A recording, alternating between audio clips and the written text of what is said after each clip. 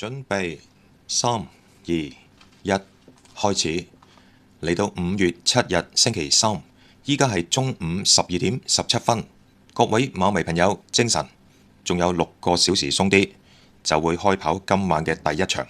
留意翻嗰隻3號馬叫做星運黃雀啊，已經退出咗。而今集節目呢，我會同大家分析第7場啊，逐隻講下，跟住呢，就簡單講埋第8、第9兩場呢，就成為咗第二口三寶。會唔會講埋第一口三寶呢？應該就唔會啦。嗱，第7場呢，係由第4班馬跑1650米出馬12匹。咁啊，先睇睇嗰個隔夜賠率，飛數相當之咁平均。大熱門11號馬叫做年年歡呼4倍，我會見到啊5倍。另外有3隻，一隻6號嘅標誌上場贏得出色精彩，但係今次呢就排12檔，機會就削弱咗。另外3號嘅鬥智波同埋1號嘅大學生都係5倍幾。咁啊，見到10倍樓下嘅馬有4匹，飛數就平均10零倍嘅馬都有4隻，20零倍、30倍嘅馬都有，冇啲特別幾廿倍啊、50、60倍、過百倍啊就冇嘅。所以今場係非常之咁混亂，不過混亂之中呢，都可以逐隻望一望。咁啊，未開始節目之前呢，如果你聽到今集節目嘅收音有少少怪怪地，或者好咗，我唔知道，因為我錄音嘅時候我冇 double check。我係用緊一支買咗有4年嘅無線咪，呢支無線咪近呢2年都好少用，每年都冇用2、3次。咁啊，特登攞出嚟用，驚佢擺得耐發毛，驚佢發毛啊！唔用就冇噶啦。好啦，先講12，叫做歡喜福星。今場嘅排4檔配湯普森。嗱，呢隻馬咧跑泥地、跑草地都得噶。咁啊，主要針對翻跑泥地。久不久呢，佢啊過嚟谷草跑呢個1650，放頭走偷雞。咁啊，今個馬季智雲大師騎嗰場啊跑得最好。上個馬季主要由巴道經手策騎，但係今場嘅配湯普森有個4檔，估計佢都係會擺前走。但係依家個評分啊相當尷尬，因為今個馬季呢，佢季初搏咗幾個2-3，評榜員都只不過加咗佢3分。咁到咗盡頭嘅時候，近3、4場就回落，似乎係減分降班，搏喺5班幫馬主爭取頭馬。因為近2場佢最多跑位置就未能夠出頭，希望能夠呢盡下人事降班幫馬主呢增添勝仗。所以今場嘅機會呢，我覺得就麻麻地啦。11叫做年年歡呼，今場嘅大熱門，因為有1檔。最重要呢，賀銘年騎，因為今晚嗰個跑馬地嘅主題係法國賽馬會啊，又法國5月杯啊，係法國贊助啊，咁變咗巴道賀銘年係法國騎師，佢哋嘅坐騎就備受注視，同埋巴道賀銘年最近嘅表現都相當唔錯，幾穩定嘅，咁所以呢隻年年歡呼有個1檔呢就備受追捧。嗱，睇翻呢，佢又轉咗馬房啦。由呢個伍鵬志馬房轉過嚟尤達榮馬房，都幾癲嘅。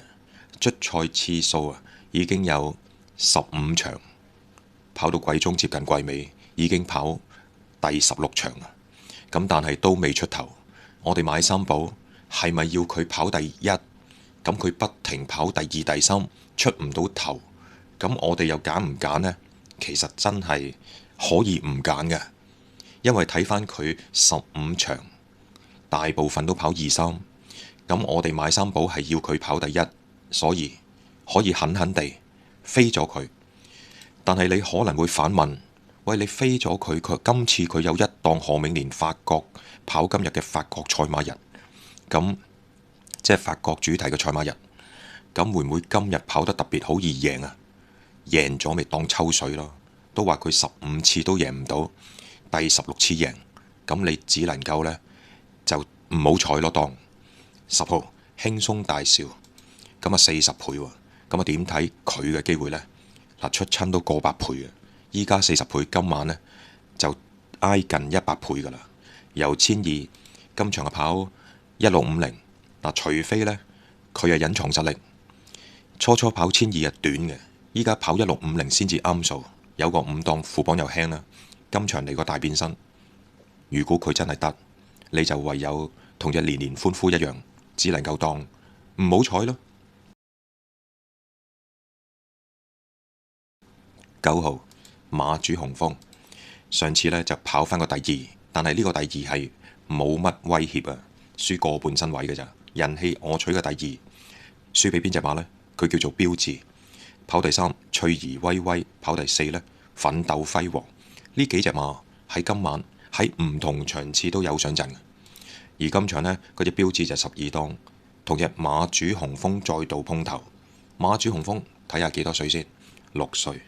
再睇返上個馬季，當佢搏咗一鋪，就唔知有冇第二鋪，所以今場佢嘅機會呢，就應該喺標誌6號馬之下。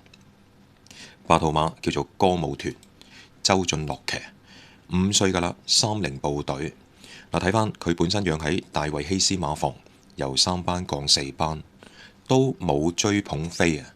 睇嚟隻馬都係要俾啲時間，俾啲時間啊！唔知佢嘅能力有幾多啊？估下，等佢跑近啦，甚至乎等佢上名啦，再留意都未遲。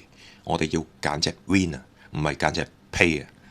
好啦，7號叫做銀騰，14倍排個2檔。嗱，今日下晝呢就應該有啲雨水嘅，不過嗰啲雨水呢就唔知有冇落正喺跑馬地，唔知道。今日場地應該影響就不大，估計濕濕地會跑好地。銀騰上陣14次，最叻跑咗3個第3名。你再睇下佢本身養喺無偉傑馬房跑咗3個第3，講多一次。你再細心睇下。佢本身養咗喺無偉傑馬房跑咗6次，得到3個第3名。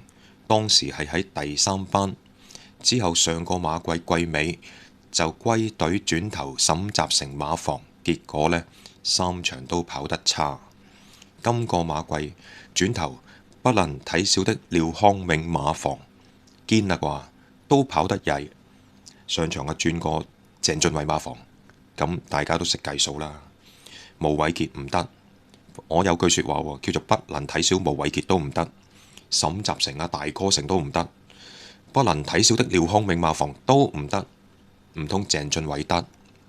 你信唔信啊？各位觀眾，梗係唔信啦。不過奇怪喎，佢今日有飛喎，獨贏14倍，不過位置冇呃人，位置有5倍，咁嗰個獨贏飛呢，只不過參考嘅啫。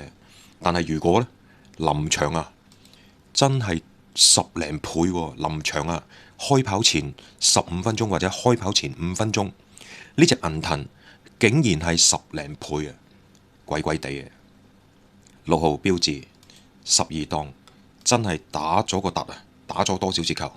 但係上場佢一放到底贏得輕鬆精彩。賽後評榜完正常加7分，唔係8，唔係9，唔係6，係7，咁啊正正常常啦。唔係好叻，又唔係好曳，但係呢，佢又可能跑好快地啊，特別出色喎，俾佢放頭走賺咗個跑道形勢。咁但係今日係濕濕地嘅好地，佢啊12檔，一旦有啲快馬頂一頂佢，佢又放唔出，可能個獨贏就冇咗，跑翻個第2、第3俾你咁樣嘅啫噃。咁所以呢，標誌可以揀，但係呢，就有冇更好選擇啊？咁啊繼續睇落去啦。5號叫做深紅紅，楊明倫騎，嚟自大衛希斯馬房，由3班降4班，4班你留意下就跑1200，跑得接近喎。咁啊試過跑谷草1200，一段都冇，但係又叫做輸近。但係今場嘅跑谷草1650喺4班作賽，佢嘅評分已經53分嘅新低，會唔會一直由楊明倫騎關騎熟？今場嘅轉向中距離發展會有所突破。嗱，我就咁睇嘅，各位觀眾。銀騰叫做跑過3個第3名，有個2檔。深紅紅佢又係由3班降4班，排過10檔。你留意翻獨贏賠率，銀騰14倍，深紅紅32倍。再留意翻個位置賠率，一隻銀騰5倍，深紅紅就8倍。咁當然我曾經講過好多次，嗰啲咁嘅隔夜賠率根本呢係冇乜參考價值。點解？因為依家獨贏嗰個彩池只有50萬嘅投注額，位置嘅彩池嗰個總投注額只不過32萬。今晚啲人嗰啲錢啊，先至抌落去500萬、5000萬，咁50萬係5000萬嘅幾多分之一啊？1/10，100分之一係100分之一啊！咁呢100分之一又可以反映到啲乜嘢呢？係咪咁話？嗱，所以呢，標誌12檔，頭先我講過話出閘會受到多少影響嘅，咁可能出閘唔係咁順利，今場嘅獨贏機會就次一啲。咁深紅紅個賠率如果都係30零倍，都係8倍位置啦，我諗佢出擊嘅機會就渣渣地。反而銀騰呢，佢嘅賠率道理上啊，就應該挨近20倍，深紅紅30倍，咁啊相當合理。銀騰依家就偏熱。總言之，今晚你開跑前15分鐘，啲馬喺個沙圈嗰度行下，仲有10分鐘到8分鐘就出去草地跑道，跟住啲投注人呢，嗰啲注碼就開始抌落去。咁銀騰如果當時呢都係10零倍呢，咁啊小心啲喎，即係挨近依家嘅賠率14倍到啦，貴貴地喎。但係如果回飛啦，上到20啦，20呢合理嘅，而隻標誌呢，而隻深紅紅呢，30零倍呢，亦都係啱嘅，啱。但係如果20零倍挨近20倍呢，咁即係深紅紅呢，有啲計仔想即係真情轉跑中距離同你搏。因為佢10檔，銀騰2檔，今日個場地呢，濕濕地，話唔定雨中作賽，內欄未必有優勢，反而中外檔轉咗彎，啲馬掟出邊衝呢，可能會有突破性嘅演出，所以深紅紅小心啲，因為3班降4班，由短途轉跑中距離，楊明倫一手一腳上陣，小心啲。4號論文。佢呢就由呢個3班降落嚟4班，跑咗幾場，終於喺谷草1650贏個鼻。呢隻馬終於都出頭。以往佢受傷患困擾，本身呢隻馬有一定質素，受傷患困擾影響咗佢嘅進度，已經6歲啦，難出頭啊！所以今場呢，就算揀標誌，都冇理由揀論文，因為論文呢睇嚟喺呢個班呢個分。佢有着數，不過佢已經年紀大，盛年已過，要好講練馬師嘅出擊部署同埋際遇同埋對手。標誌就大熟大勇，論文就走緊下坡，此消彼長，佢仲要讓佢6磅，揀標誌都唔揀論文啦，係咪咁話？3號鬥智波5倍，不能睇小無偉傑啊！呢隻跑過4次，由3班降4班嘅馬。會唔會即刻喐手用？嗱，我哋睇賠率，呢隻馬初嗰2場過8倍，咁啊放頭走叫做有啲速度。第3仗冒險東騎減多2磅，副磅又輕116，有飛喎16倍，咁啊放頭走直路都係墮退。而上場跑好地至黏地22倍。就冇無顯東嗰場16倍咁熱，即係冇乜信心。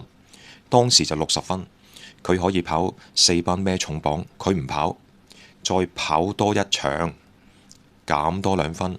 今場揀啱法國贊助嘅賽馬人嚟到上陣，咁會唔會喺今場喐手呢？嗱，睇翻3降4呢，有啲班底，而本身呢，佢又經常放頭走，有個3檔。放頭走，谷草嘅直路又短，你都幾惡追。加上佢場場都成為冷門，今日就5倍。如果臨場飛數硬淨，睇睇嚟今晚都係出擊之時。好啦，睇埋其餘兩隻。2號新榮之星19倍排個11檔，呢隻馬已經7歲，成年已過。但係今晚呢，呢件彩衣啊有飲杯啦，咁啊好似仲有一隻嘅，唔知喺邊一場，我唔係好記得。講埋俾大家聽啦，講咗唔好即係斷咗啊！呢件彩衣仲有一隻㗎，係喺第4場啊！